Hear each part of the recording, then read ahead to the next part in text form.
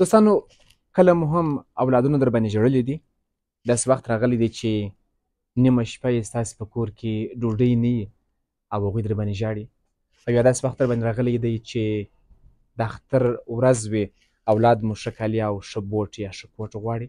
د داسې حالت سره مخ شوي یاست؟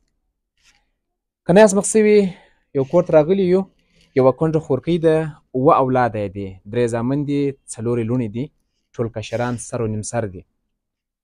دا خور دا اولاد څنګه ساتي؟ د شتمنو کورونو ته ځي، کار شته که نشته؟ یا دا چې په دغه سیمه کې چې دا خورکۍ اوسېږي ژوند کوي، یا دا یتیمان چې ژوند کوي ګاونډیانو کومک کړی که یې نه دی کړی؟ یا دا چې د دغې خورکۍ خپلوان شته که یې خپلوان وي، هغوی د دغې خور لاسنیوی کړی دی که نه؟ راځئ له خور سره به خبرې وکړو، له دې څه به واورو. ښه خورکۍ، مننه چې مرکې ته حاضرېږئ. څونه وخت کېږي چې کونډه شوې یې؟ زما داسې 3 کاله کېږي چې کونډه یم. ښه. ژوند دې څنګه دی او په کورنۍ کې څو کسان درسره اوسېږي؟ په کورنۍ کې مې د خپل اولاده دي، 3 مې زامن دي، 4 مې نجونې دي، 1 زه یم. ښه. نو کورنۍ دې څنګه ساتې؟ خپله کار کوې که دوی کار کوي؟ خپل زه دغه کوم، د بل د کور ډوډۍ ورپخوم، یا د بل د کور کالي ورپرېوم، یا د لوښي موښي ورپرېوم، یو ګیلاس سوړ شي چې پاتې شي هغه ماته راکړي. د په کور کې د اخلی پخلی څنګه دی؟ اشپزي یا اوړه یا غوړي یا بل څه؟ نه اوړه لرم ورورکه په کور کې. دغه په دغه بسته کال کې زما په کور کې نه د ګونۍ اوړه ایښول سوي دي، ګرد اوړه په کور کې نه لرم، نه غوړي لرم. راسې ویې ګورې هر څه په کلي کې پوښتنه کولی شې، د لیم په کور کې هم کتلی شې. که زما په کور کې تا غوړه ګوته پیدا کړه یا یو موټ اوړه ته پیدا کړه، ورورکه اکتفا جان یم. د ماښام په ګوله پورې زه اریانه یم. زه برای ماښام ما سبوس خوړلی دی. ښه. ستاسې خپله خپلوانو کومک نه دی کړی؟ خپلوان یو دانه ورور مې دی، هغه نشته، هغه په پاکستان کې ناست. دلې نور ګاونډیانو دې هم کومک نه دی درسره کړی؟ یا ګاونډیان خو هېڅ سر نه دی راباندې خلاص کړی چې ته وا دغه بارانونه شول، دا خټې شول چې ته وا دغه خلک مړه دي، ژوندي دي، چې شي خوري چې شي نه خوري. 3 واره دغه همسایګانو ته درېدل یم، په یوه ډوډۍ باندې یوه ډوډۍ چا نه ده راکړې.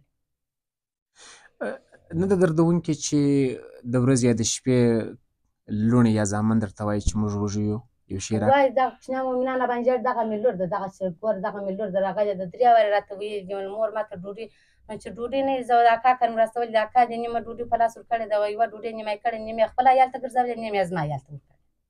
نو ستاسې د دغه حالت څخه ستاسې د کلي مشران، د مسجد ملا امام یا نور همسایګان نه دي خبر؟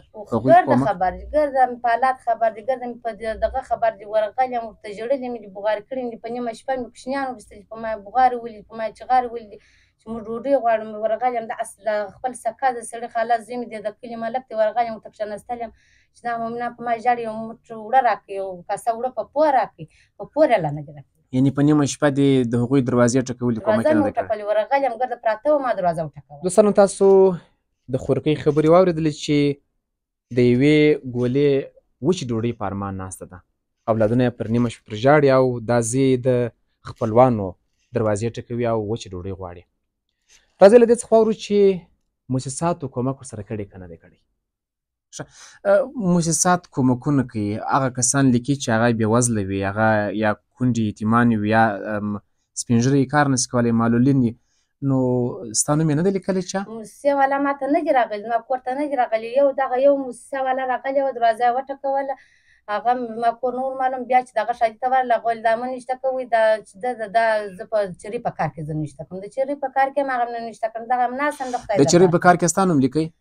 دغه هم ناست یم د خدای د برته. نو یعنې تا به بره چرۍ پاکولی؟ نو خو بله دغه رقم دی، وایي دا زه د کونډې په دغه حساب یم. نو کومه دی چې خوا د یوه خوا یې لار نه وکړه، نه هغه خوا راباندې وکړله، نه هغه خوا راباندې، په دواړې خوا یې راباندې ودروله. کله کله دې اولادونه چې په کوڅه کې نور څوک ویني چې هغه ښه کالي اغوندي، یا بوټ په پښه یا ښه چمپل په پښو وي، نه درته ژاړي؟ راته ژاړي، چغې بغې وایي دغه بوټونه به یې ښکاره کړم، پښې به یې ښکاره کړم، دغه حال دی. وایي مور ملا وایي د ګور د ښه دا ژمي ته ښه بوټونه رانیول، ښه کوټونه یې رانیول، موږ دا یخ ته دغه په خټو کې پله ګرځو، موږ 2 چمپل نه لرو چې په پښو یې کړو.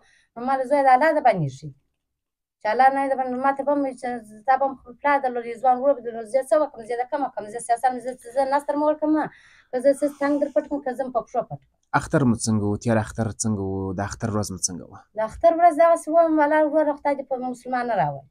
ما د غم ورځ وه، مؤمنانو په ما چغې بغې ویلې، هر چا د چا په لاس کې به کلچه ولیدل، د چا په لاس کې به نخود ولیدل، په ما بیا چغې بغې جوړ کړل. مور پلانکي دې کلچه راوړې، ما ته هم راکړه، ما ته نخود راکړه.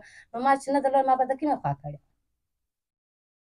دا خلک د اختر کاسې وایستلې، نه د کوره په دا 2 کاله د اختر کاسه نه ده وتلې چې ما سړی وپاڅوي، ما د اختر کاسه نه ده لیدلې. ماښام ما د بل د کور وریجې ورشتې کړي دي په اوبو کې، ما ورته راواخیستلې، هغه دې دغسې شوله پرتې وې خوړلې ده چې د پاکې وسولې، ولې د دود خوند یې کوي خو کاغذانو ټوکران په پسې کړي. ګڼ دوستان تا ویني ستاسې غږ اوري، له هغوی څخه دې هیله څه ده؟ اوس مې دغه هیله ده چې زما مؤمنان، زما د خوارو مسکین دی، زما په رقم نور یتیمان یې ناست دي، کونډیان یې ناست دي، نور یتیمان ناست دي، خپله مې هغه وراره مې او خور مې کونډه ده، ورنداره مې کونډه ده، مور مې کونډه ده.